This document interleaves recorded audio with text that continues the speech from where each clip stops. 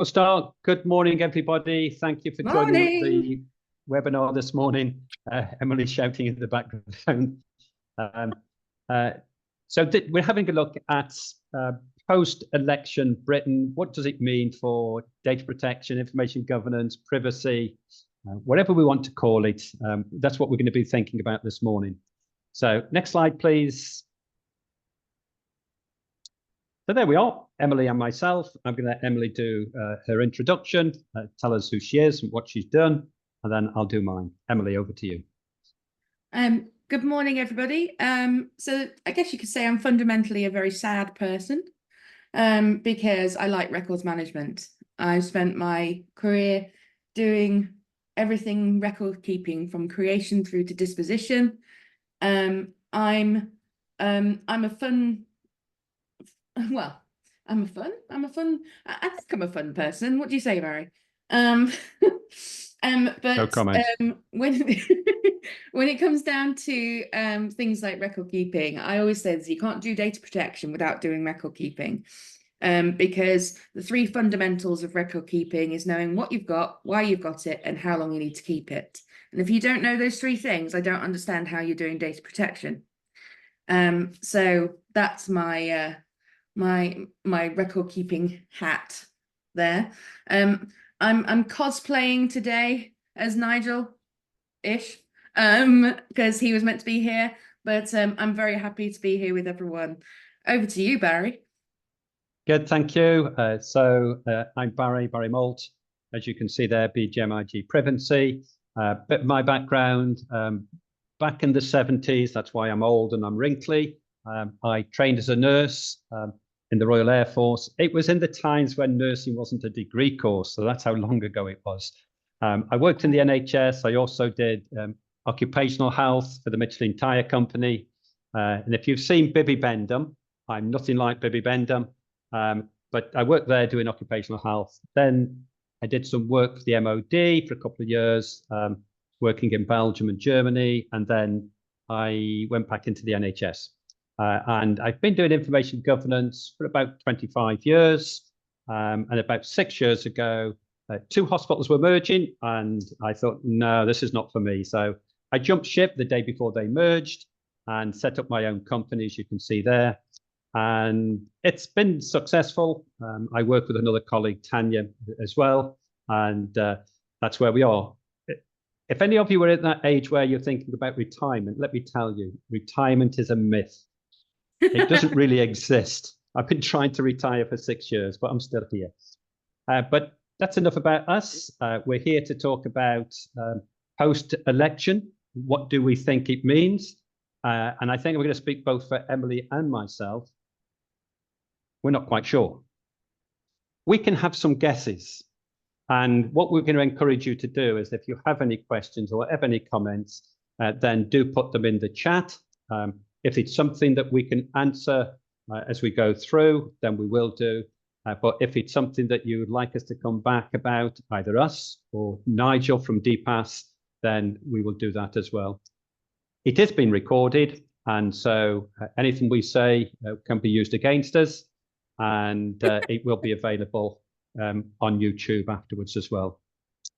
Okay, let's move on to the next slide. Let's get into this.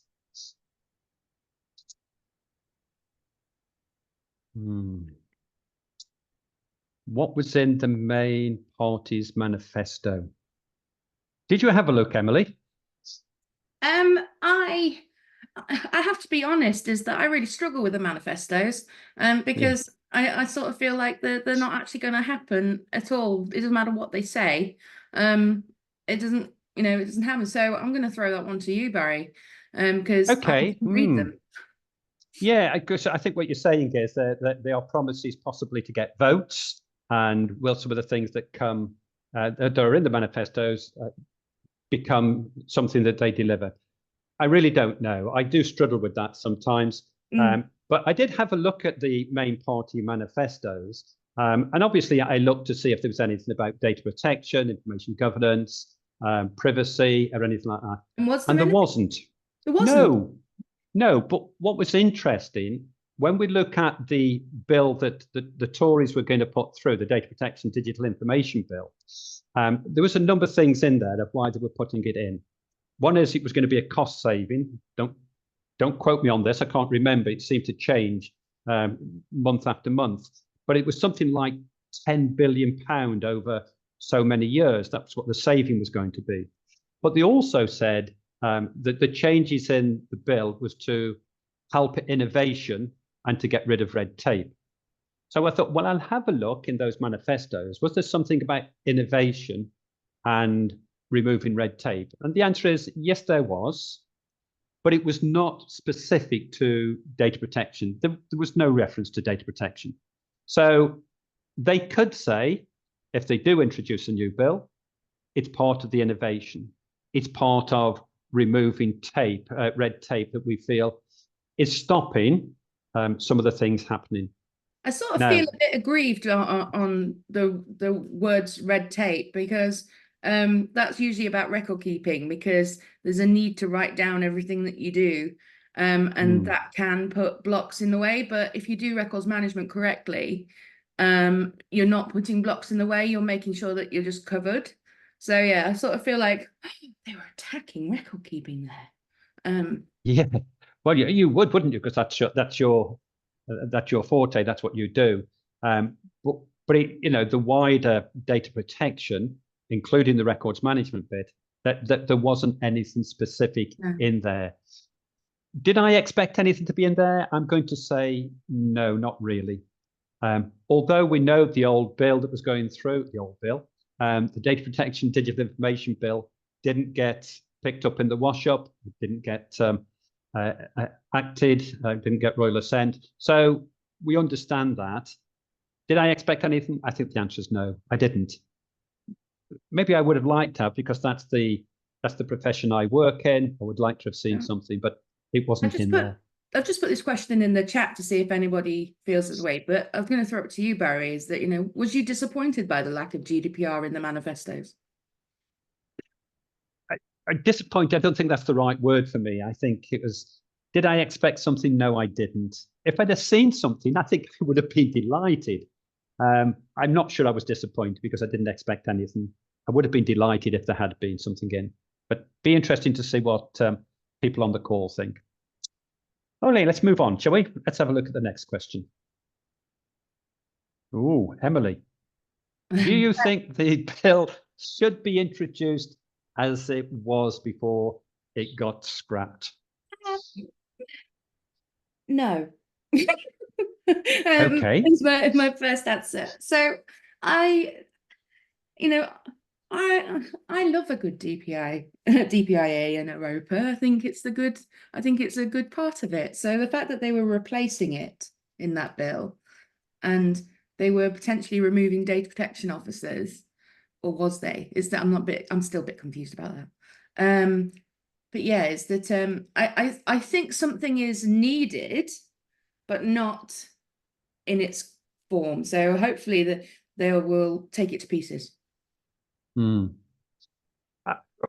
It's an interesting one, because you're absolutely right. So there were some things in that bill that, we're going to remove. The DPO replaced by a senior responsible individual in an organization.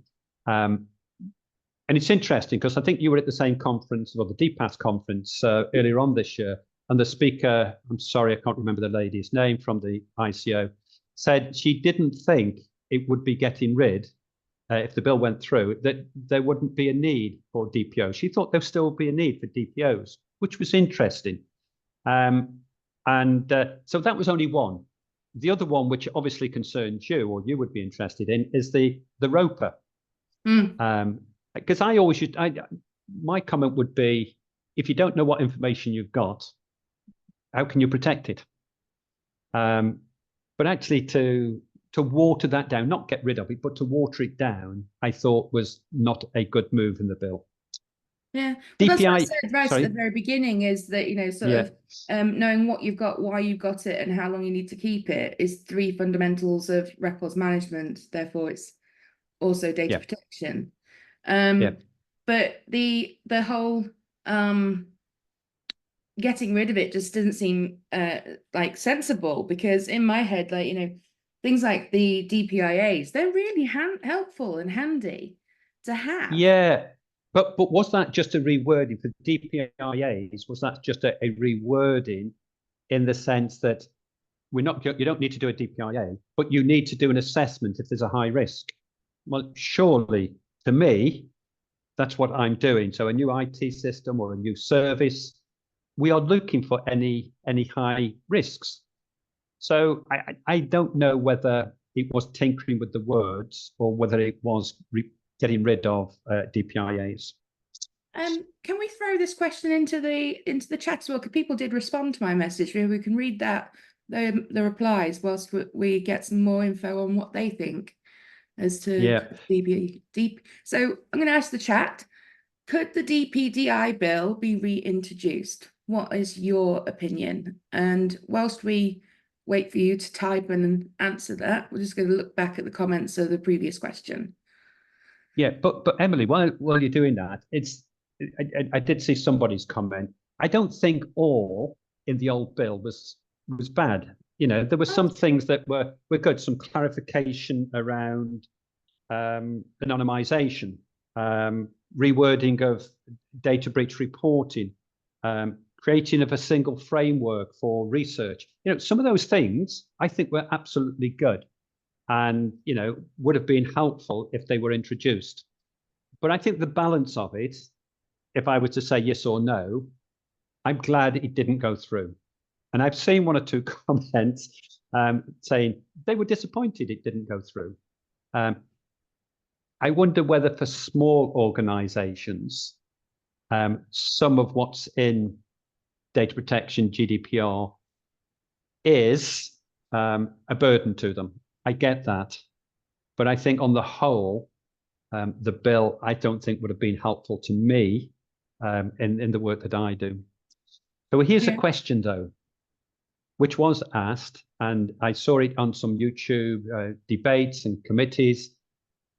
If that bill had gone through, which would have, in a sense, weakened GDPR for the UK, would we have still retained our adequacy agreement with the EU for sharing data with them and them sharing it back with us? That is a big question. I'm not sure I have the answer to it.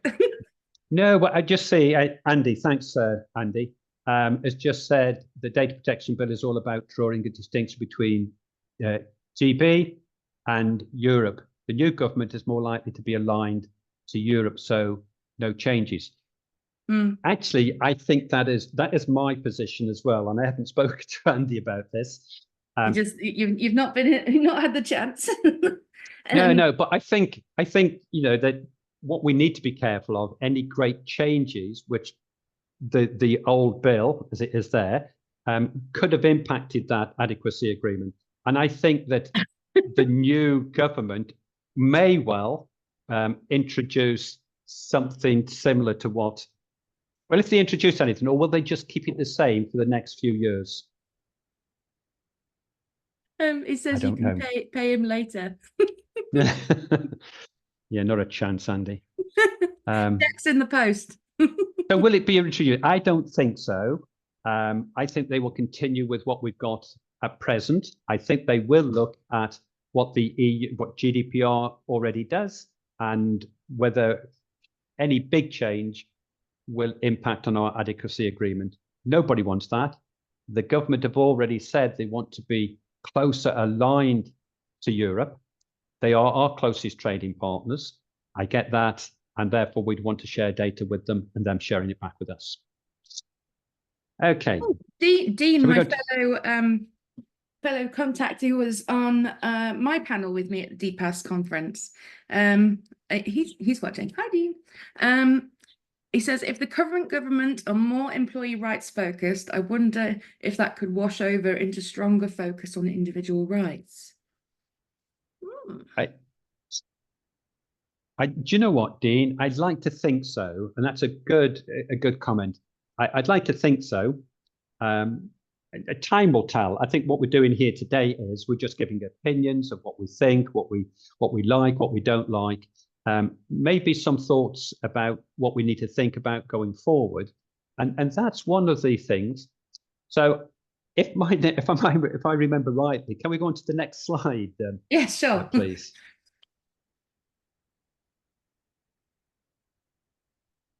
Should there be a new consultation?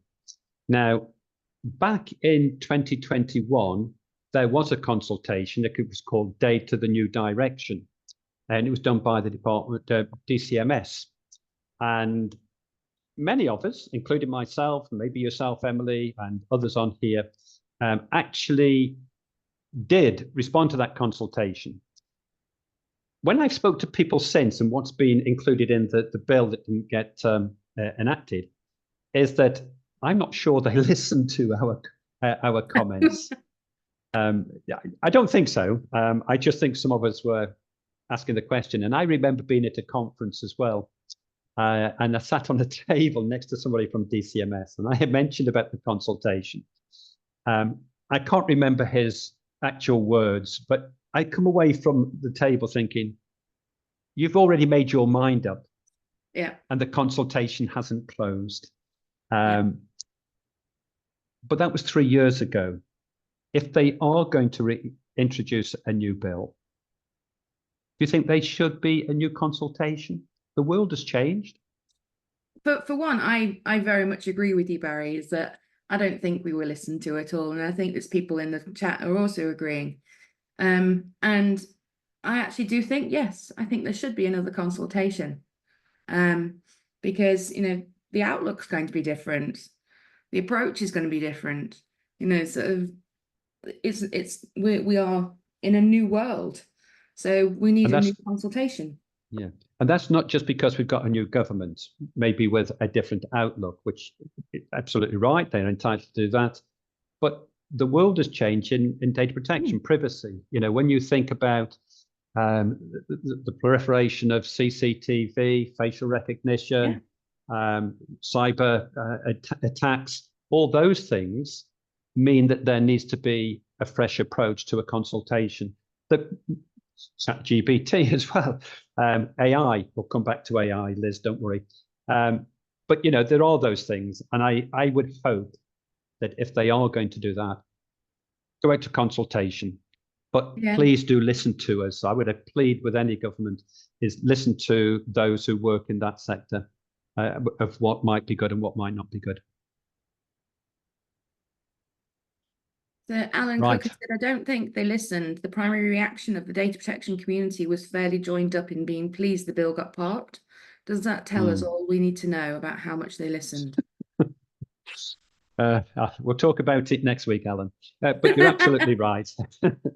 I think he's right. There was lots of comments that were made by privacy professionals, even by some lawyers as well, that made their point. Whether it was listened to, they will say yes, but I'm not sure. Anyway, how are we doing for time? Oh, we've plenty of time. We've got lots to go through. Yeah. Data scraping, it's become very common practice.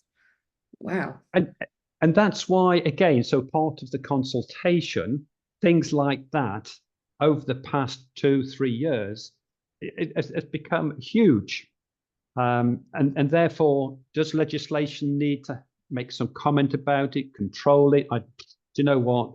There is so much to think about. I have to think that the consultation is very quickly out of date. So as soon as it closes, it's pretty much already out of date because the world is moving on. I'd like to act upon 3-year-old information would be daft. So with any hope, a new one should be coming. That's my 2 pence. I would certainly encourage it. And interesting because not only it was DCMS who did the consultation. I'm not saying DCMS would not be a part of any consultation, but it's been driven by the Science, Innovation and Technology Department. So, maybe different people with a different view, even within government. Okay, be interesting to see if anything does come.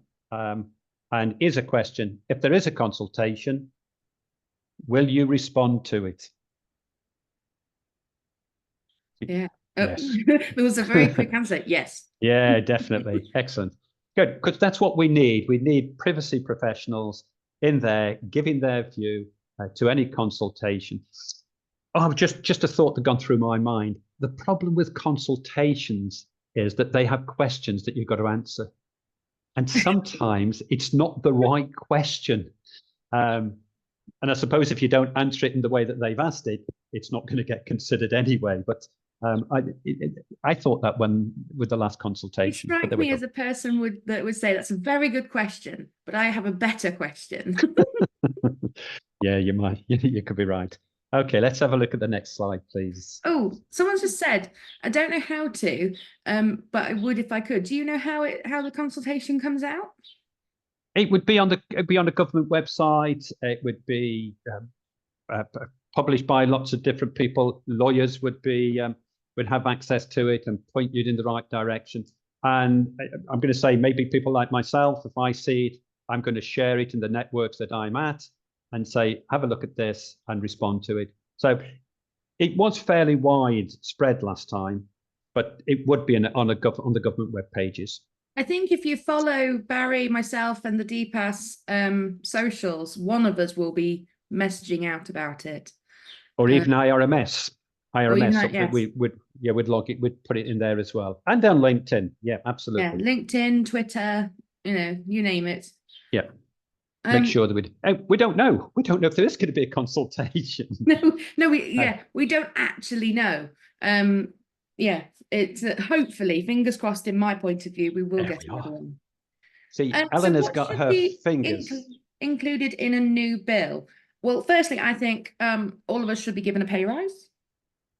Yeah, you said that at the beginning, Emily, but I'm not sure that that's going to happen. I think most public bodies are being squeezed for money. Certainly my colleagues in the NHS and local authorities, some local authorities going bankrupt. So big pay rises, I don't think that's on the cards. But I think I could actually get into government with my manifesto, because it would just be things along the lines of like amazing food, more money being paid. Yep. I wouldn't be able to actually act upon it, but So Emily, what do you think should be included in the new bill as apart from a pay rise? So it's a difficult one, really. Is that I actually like all the things that we're looking to take out, I wanted to keep in. Okay. So I think we should be keeping in like things like it, not rewording it or changing it about. Like why try and fix something that's not broken? So the likes of Europa and your DPIAs, I would really like to see back in the current wording and format. Don't change the name of it just to be fancy.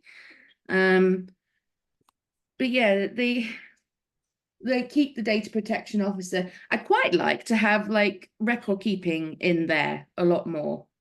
Good point. I genuinely feel record keeping is the poor cousin that never gets mentioned, yet we're very important. So I'd like to see record keeping being mentioned a lot more. What do you think? I don't disagree with that, and I think you're absolutely right. Having worked in public bodies for the past 25 years and some time before that as well, one of the things I think, and some of my colleagues in the NHS might, if they're on the call today, might disagree with me. I don't think we're very good at records management. So keeping something like a ROPA, an asset register, knowing where all our information is. Now, there is some good software out there that, can help. And I'm not, trying to sell anybody, so I'm not going to mention anybody's name, excuse me, anybody's names of software, but there is software out there that can actually help us to identify where information is. So I think you're absolutely right, but there are other things. Now, whether they should be in a new bill or whether they should be a separate bill is another question. A bit earlier, somebody mentioned about AI. Yeah. Now, we have an EU AI Act, which I think comes into play in September. Should that be included in a bill, or should that be a completely different bill? That's an interesting question as well. Intriguing. So what should be included? A different A bill. couple of people already saying a different bill. Ooh, okay. I have got some things I want to throw in towards the end, which will be interesting. But whether I can probably mention them now, of whether they should be included in the bill. Okay, so there has been talk, and I'm going to say mostly by the present government that we've got now, either recently or in the past, about ID cards. Should ID cards? I know. I think I said to you Monday, I think it was, when we were talking about this. I lived in Belgium 30 years ago, and Belgium issue ID cards. Now, the ID cards were actually issued by the local, I'm going to say town council. So when you arrive in a town, you have to go and register and you get an ID card. And at the time, I thought, wow, this is good, because I get an ID card for that town. And if I went along to the local swimming pool, which was funded by the local town, I got in with a discount.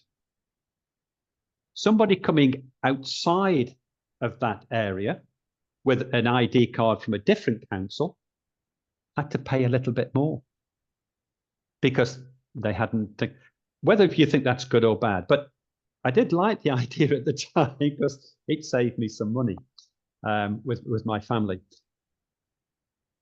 But whether that becomes an ID card that is a national ID card is a different matter altogether.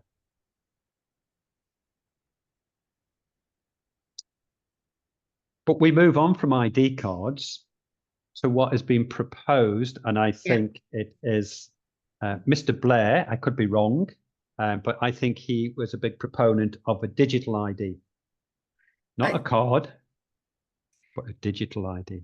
Yeah, so I recall DVLA wanting to put driving licenses as electronic, as part of the, when like making tax digital. So when they did the vehicle tax, they wanted that, which is obviously now they've taken away the paper versions of tax. And I seem to remember that this was a thing that they were looking towards, moving towards, because it would be quite nice just to have all of our IDs that we're required to have to be linked up. I'm not necessarily saying that I feel like we should have an ID card, but if you submit one thing to the government, it should all be joined up and linked. Like they should be working together rather than in silos. That's just my.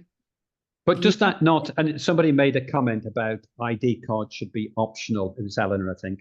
And if they're going to make them optional, you're absolutely right, because when I think about, subject access training that I do, and people having to supply ID, now, and some of the people who come on the course say, oh, no, passport, driving license. Not everybody has a passport. Not everybody has. I was speaking to a gentleman last night at my local town council. I went to jolly them along. Their data protection policy is 6 years out of date. So I went along to jolly them on to get it updated. And when I came out, a gentleman stopped me and he said, well, thank you for that, because he has put in a subject access request to the council, and 12 months later, he hasn't had an adequate reply. And I said to him, oh, look, what's your email address? He says, I don't have email. I said, mobile phone? He said, don't have a mobile phone. And I think you're absolutely right, Eleanor. Not everybody has those things. Therefore, it may have to be optional. But there are some concerns whether it's an ID card or a digital ID. Hey, how much easier would it be if you went somewhere and you were chipped in your wrist, and all you did was put your wrist up there and it let you through the airport control, or it let you into the cinema or whatever. Hey, chipped until somebody comes and chops your arm off because they want your chip. Maybe a little bit cynical. Oh, sorry. I really No, struggle it's just with ID cards because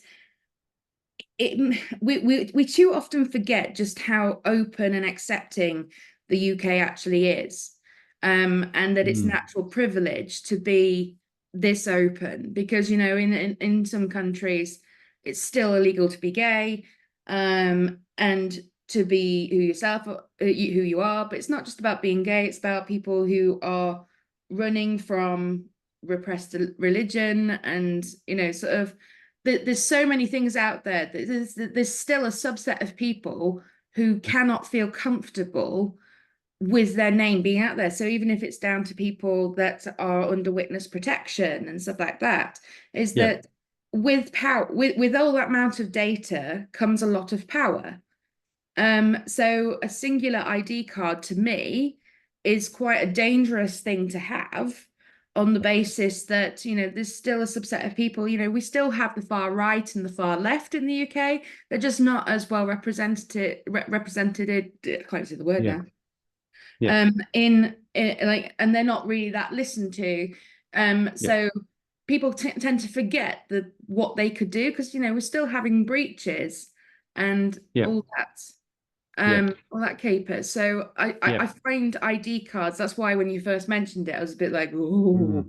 But even worse than that is digital ID, because, you know, that is almost everything you do, everywhere you register, whether it's a passport, driving license, a bus pass, it's all out there. But it's interesting that I think it was Eleanor that said that Estonia are at the forefront of digital ID.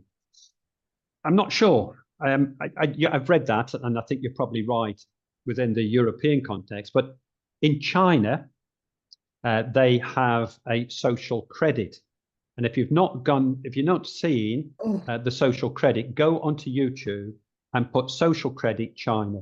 There's some 2-minute videos, and what it does is, because everything is digital, if you buy something that's good, say vitamin pills, or you subscribe to the gym, you get credits. But if you do something that's bad, or you even get a driving fine for speeding, or if you buy something that maybe is seen as being not good, then you lose credits. And I'm not really sure I want to go there. So this digital ID has alarm bells for me. So yeah, so big difference between Estonia and China. Matthew, I'll have to look at that, and the principle of bad characters being exploited, though. So it is alarm bells for me, and I'm not sure if this new government, and it's interesting, I don't know if anybody's heard Tony Blair. I only got the first few minutes of it yesterday on the Future of Britain 2024.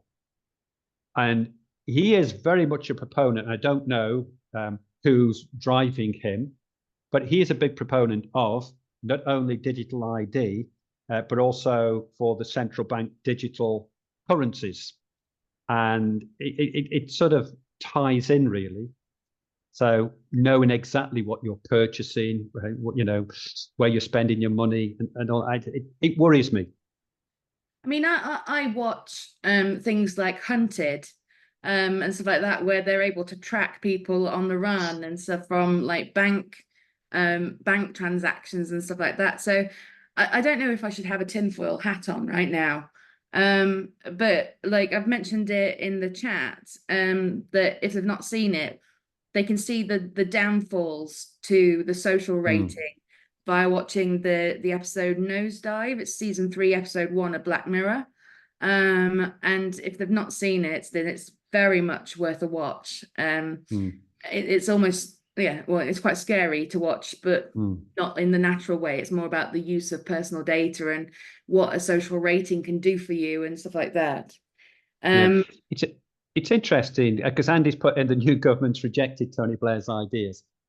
They may say that, Andy, and you may well be right. I don't know. But he is still a leading light within the Labour Party. And I think he has a lot of influence. And I think he will drive that.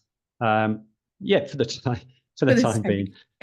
But I do. It worries me. Maybe I'm being overcautious. Maybe I'm being cynical. I don't know. But I am just worried. These are things that are lurking.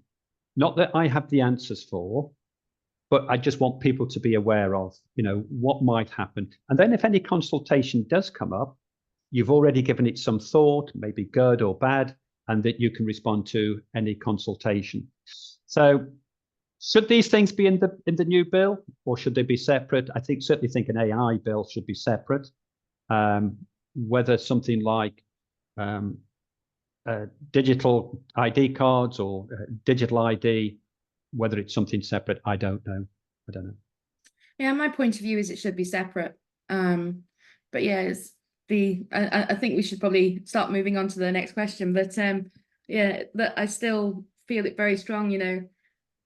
Trans rights are humans' rights, and the ID cards is really throwing me, and it like so many questions. I think until those questions are answered, I think it should be separate. So who benefits from those things? ID cards, digital ID. Is it the individual who benefits from it? And we could say, yeah, there are some great benefits, but who is the data for? What will it be used for? Who like is actually a question for me, is that who does benefit? Is it for government benefit, or is it for the individual's benefit?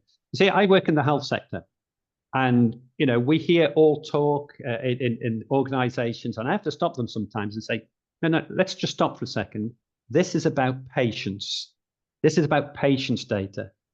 They must be at the forefront of our thoughts about how we are protecting, keeping safe their data.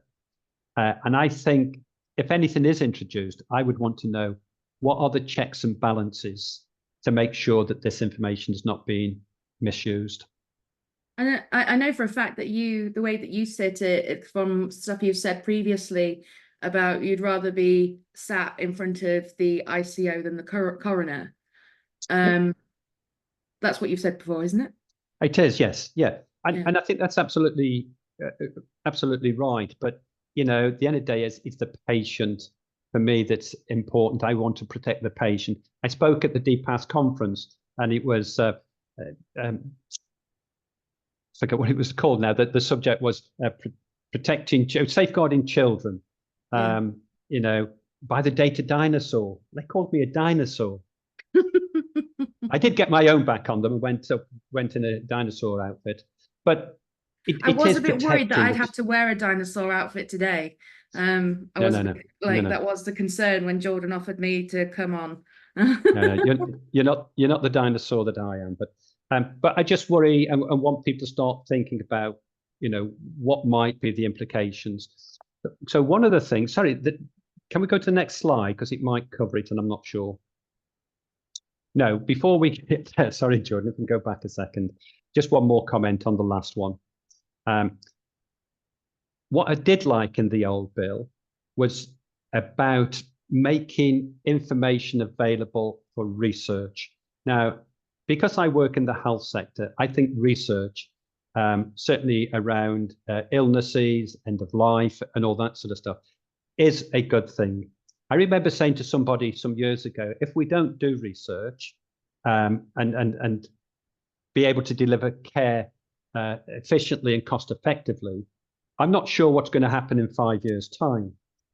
And this person pointed a finger and wagged at me and said, Barry, don't worry about 5-10 years' time.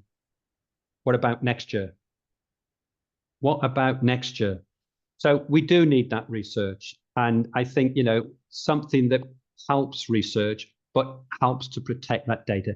Even if it's anonymized data or pseudonymized data, I think research has to be a good way, something that needs to be looked at and made very clear in a new bill. Let's go to the next one. I think this is the last question. So, will there be a restructure of major departments? Well, they all don't they always do that? Like they put their mark on it by changing it. But it's like, should there be? Well, I personally feel that it should be something that's left alone. Is that like a bit work on it like a business classification scheme, keep it, once you've got it and it works, keep it how it is and stop messing about with it. But for me, Emily, again, working in the health sector, I think Wes Streeting, the new Secretary of State for Health, has already said the NHS is broken. And so the way to fix something that's broken is not to tinker at the ends. You've got to do, I think, my opinion is, there will be a restructure of the NHS.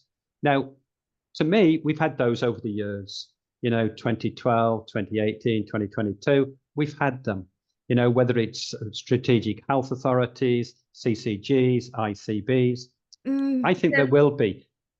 And that will impact. That's my problem with that question, Barry, is that we're talking about the department, so the Department of Health. What I thought with that question was like, it's the Department of Health being restructured, not necessarily the NHS. But this whole changing of like CCGs, ICBs, all this kind of thing, I can never keep up. Is it department? Is it NHS X or NHS One? What? I've got no idea what it currently is called. Sorry, I'm ending up on a soapbox. You're right. Here. NHSX disappeared. NHS Digital disappeared. It's NHS England now. But all I'm trying to say is, if there are major structures changes in departments, for people like us, professionals working in those sectors, it will mean that we have to rethink what we do. And some of those things might be restructures of jobs, so the bill might not get rid of DPOs, but hey, a new restructure, somebody says, hey, we can save some money here. I just don't know. But I do know this, I've seen a lot of it over my time, and I would just treat it as business as usual. Whatever a new bill throws at us, whatever new structures come into place, business as usual. We will get on, colleagues on the call this morning will get on with their jobs, and they will advise and inform and monitor compliance as good DPOs to their organizations. So they will do that. And I would just encourage anybody, whatever comes, treat it as business as usual. Talk, network, go to conferences, find out what others are doing, and make the best decisions.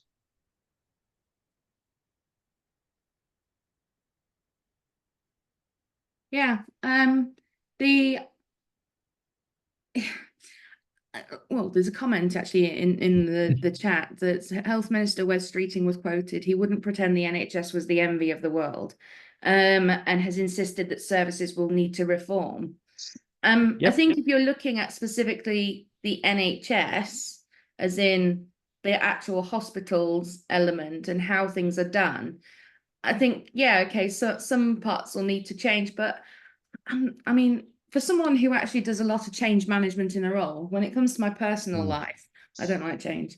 And so I just want to know what the outcome of that is. What's the impact on the patient and the individual? So I'm not too fussed about like the who does what and why and everything, but what is going to be the impact on the patient, I think is my main question. Yeah, and that's a good comment and a good question. I do think, though, that maybe the new government will look at introducing a new regulatory body, and I think, I can't remember where I've read this, called the Innovation Office. But along with the ICO and the CMA, we'll look at whether we've already got existing powers, existing legislation, or whether it needs something else to even regulate AI, because there needs to be something in place. So I think the government may be moving in a good direction in some things, and it's worth us stopping and thinking and listening of what the direction might be, so that we're not caught on the back foot. Yeah, we're very much looking at this from a politically neutral point of view. So it's not necessarily that the current government is moving in good ways, because there's some things that has been said that I don't agree with already. But yeah, is that it's a bit of a watch this space feeling for me. I do actually, that's a question I want to ask Barry. For you, is that what do you think the impact on the ICO is going to be as it currently sits? Well, I think the bill that was going through would have restructured the ICO, and I think it would have watered down their powers. I'm going to be really, I'm sure the ICO used their powers to the full anyway. I think they were a little bit weak at times. But because I don't think there's going to be major changes at present, even if they introduce a new bill, I think they keep it the same because of the adequacy agreement. I don't think much will change with the ICO in the coming few years. Does the chief exec still come in with how it was? They were advertising, weren't they? Was it? They were in the middle of changes when when this all kind of, did it come to a grinding halt? And is it back to as it is now? Pass. Is this a quiz?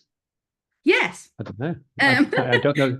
You know a lot of things, Barry. I'm taking my opportunity here. I don't know the answer to that, but whether that's just an internal management thing or whether it was to, thinking about what the new bill would bring in, because it's interesting because at the DPAS conference, the lady that was speaking almost spoke as if it was a certainty. Now, it may well have been if Rishi had not called a snap general election, and then things would have changed. It didn't happen. And this is exactly what can happen. We just do not know what's down the road.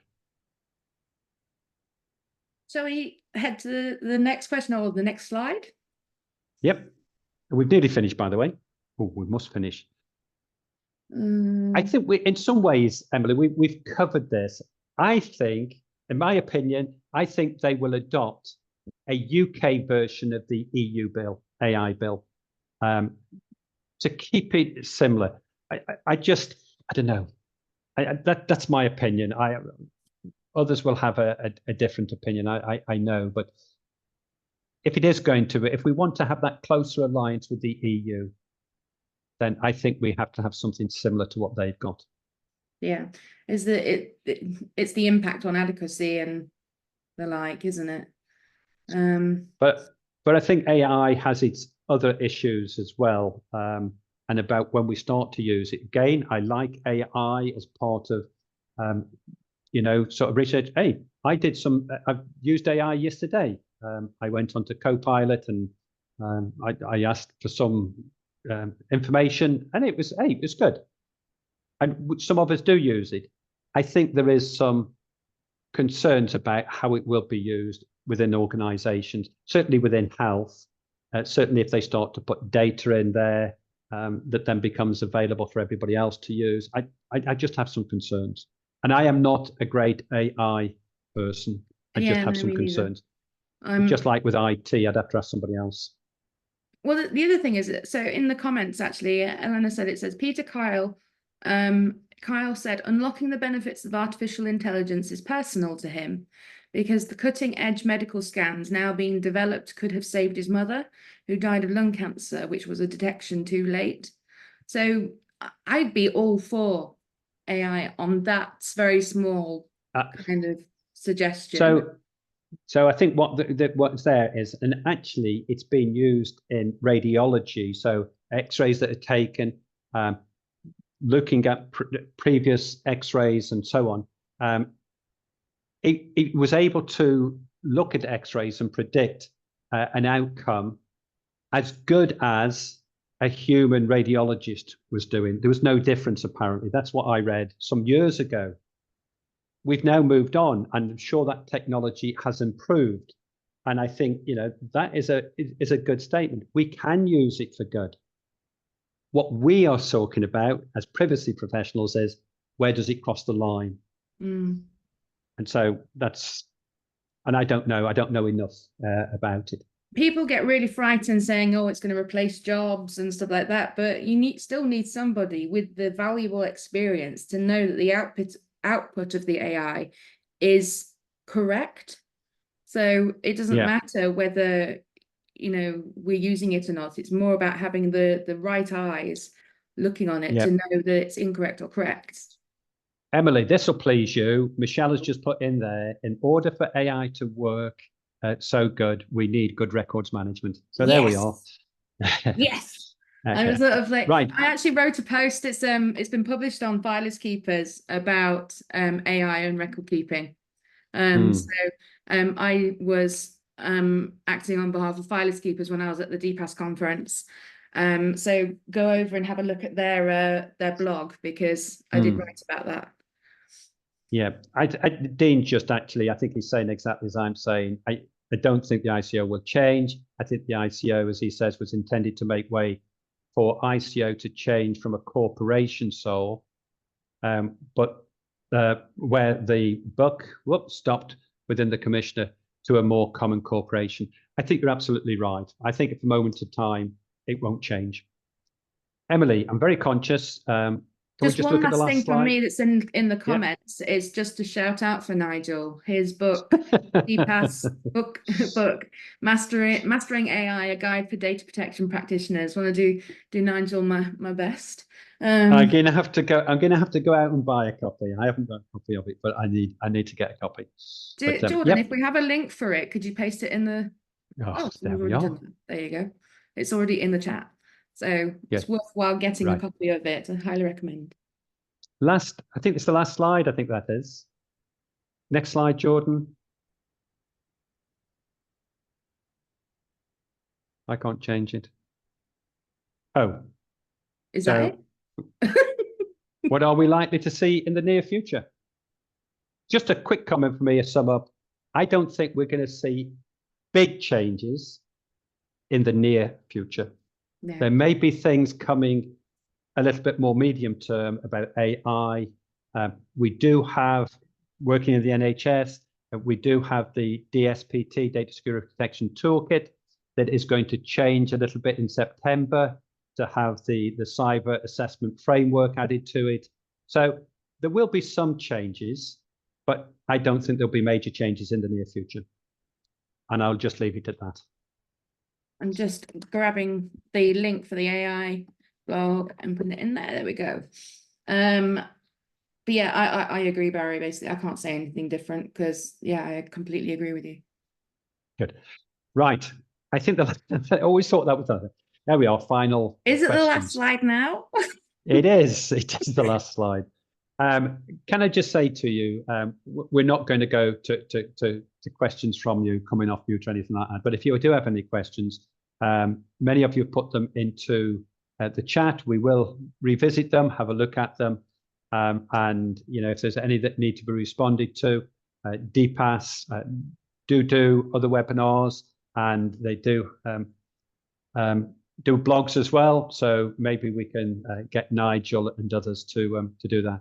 But I'm going to just say thank you for everybody that's come on. 1 or 2 people had to drop off. I understood that. There we are. Some information about DPAS. Please do have a look at that. And they have some courses well worth attending. And so thank you. Thank you, Emily. I shall now go and put my crystal ball away. Okay, thank you. Thank you, everybody. Thanks very much, everyone. It's great to great to see such a turnout. Thank you.